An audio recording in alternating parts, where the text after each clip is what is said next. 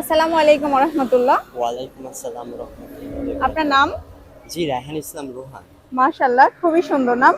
আপনার জন্য প্রশ্ন হচ্ছে, মানুষ যদি কোনো পাপ নাও করে তবুও রাসূল সাল্লাল্লাহু আলাইহি সাল্লাম তার উম্মতের ব্যাপারে কোন বড় পাপের আশঙ্কা করেছেন? আমি আপনাকে অপশন দিচ্ছি।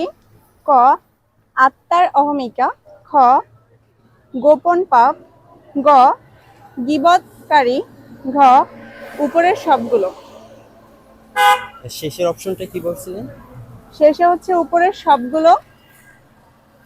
অপশন আবার বলবো? উপরে সবগুলো? শিওর আপনি? মেবি। দুঃখিত, উত্তরটি ভুল হয়েছে। সঠিক উত্তর হচ্ছে আত্মার অহমিকা।